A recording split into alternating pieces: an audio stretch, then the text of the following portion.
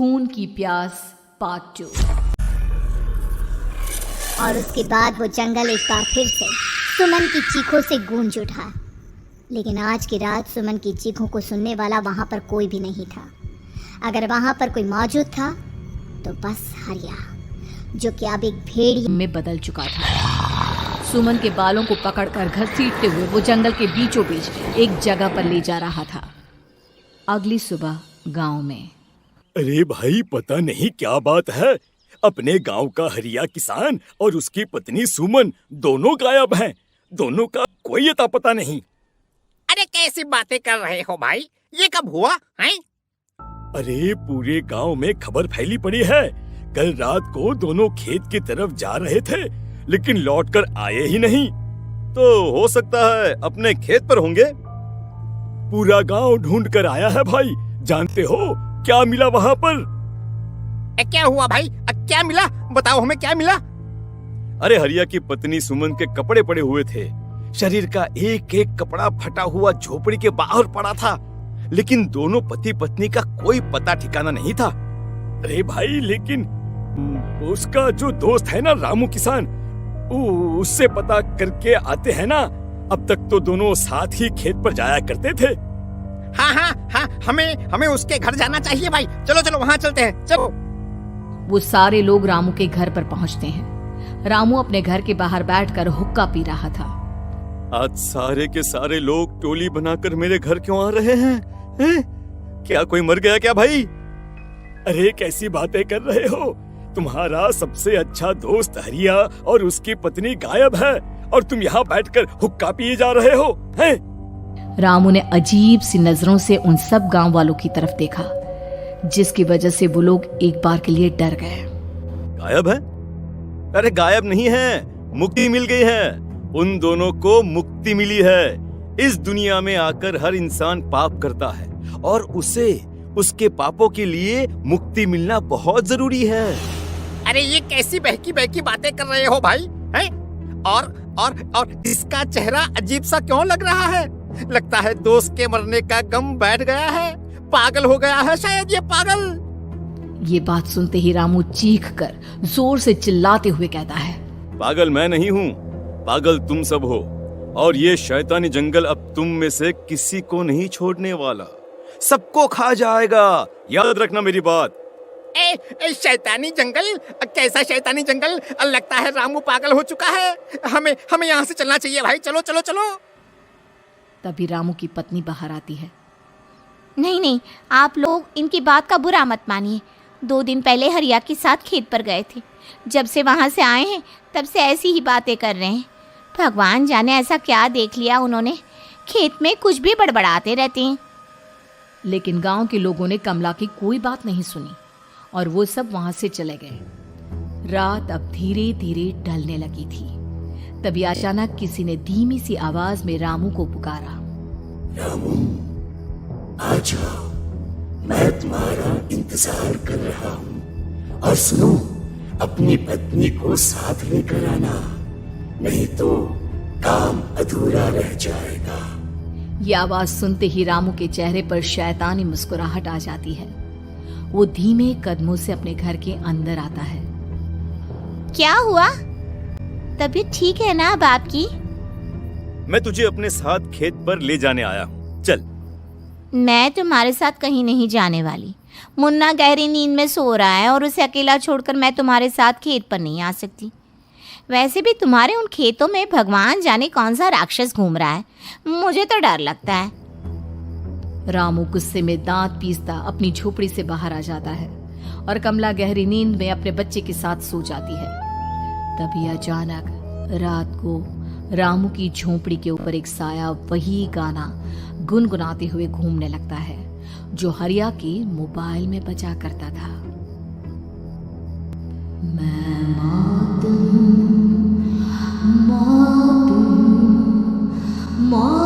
जो बस रही है चारों ओर, जो आएगी कहीं से भी निगल जाएगी सबको।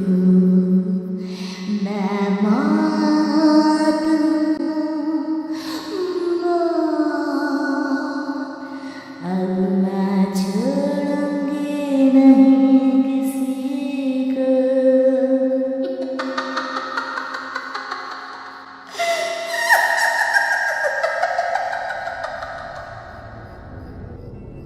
ये आवाज सुनकर रामू की पत्नी कमला की आंख खुलती है और वो देखती है कि उसका मुन्ना अपनी जगह से गायब था।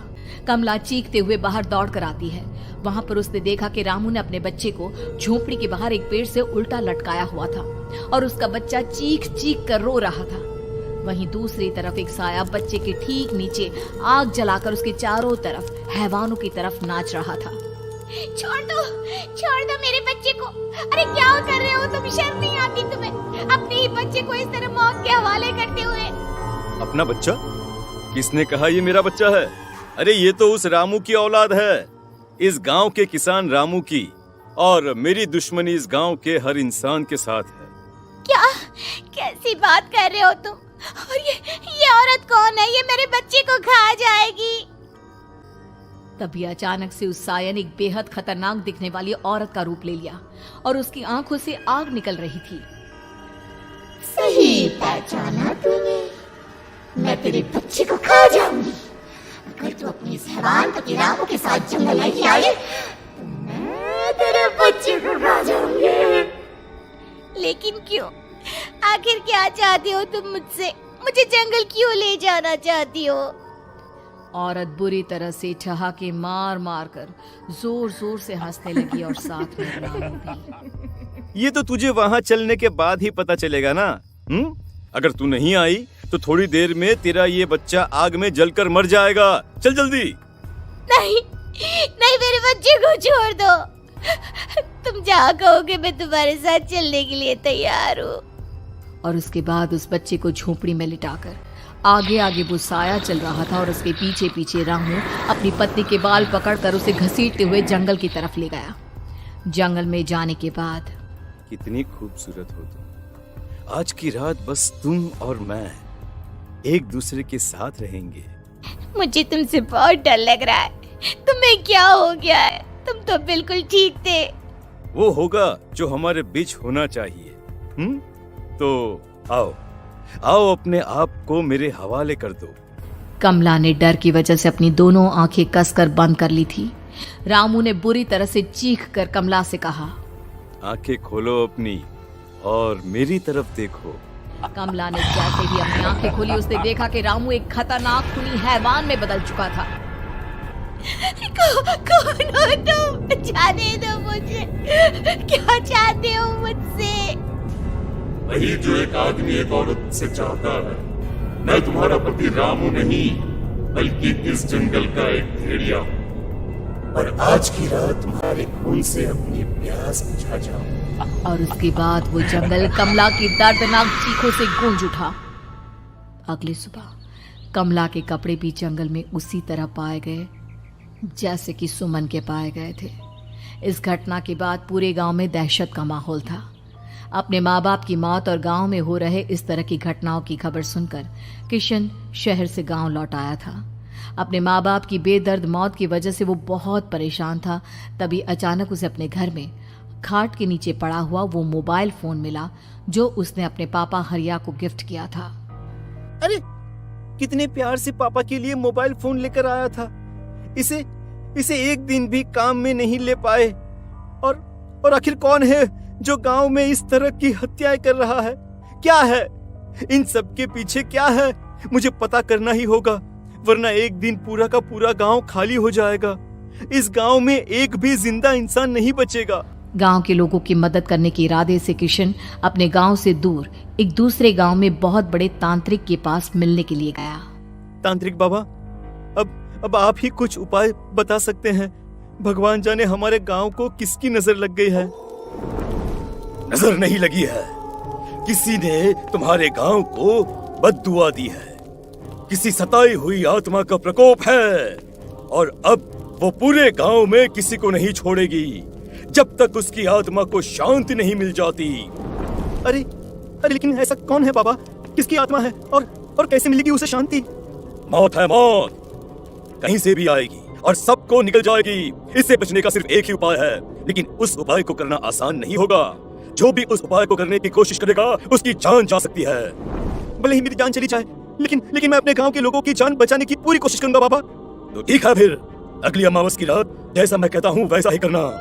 अमावस की रात तांत्रिक के बताए अनुसार किशन अपने साथ केरोसिन लेकर जंगल की तरफ चल पड़ा। उसके हाथ में देवी के मंदिर का सिंदूर भी था। किशन जंगल के बीचों बीच पहुंचा। ये देखकर उसकी आंखें फटी की फटी रह गई। वहां एक उबलते पानी का तालाब था और कई लोगों की लाश लटक रही थी। किशन की माँ बाप की लाश भी वहीं थी। माँ, बापू, क्या हो गया? ये क्या हो गया? तभी वहां पर एक औरत और आदमी आते हैं। उन्हें देखकर किशन चौंक जाता है। गोपाल काका, आपकी तो 5 साल पहले मौत हो गई थी। और निर्मला काकी, आप मौत तो हो गई थी, लेकिन तुम ये नहीं जानते कि हमारी मौत कैसे हुई थी। क्या क्या कहना चाहते हैं आप? कुछ नहीं, बस ये जान लो कि अब इस गांव में कोई जिंदा नहीं बचेगा। लेकिन क्यों काकी? क्योंकि 5 साल पहले इन गांव वालों ने मुझे डायन बताकर पत्थर मार मार के मार डाला। मेरी कोई गलती नहीं थी। गांव का एक बच्चा क्या लापता हुआ, सारा इल्जाम मेरी पत्नी पे डाल दिया।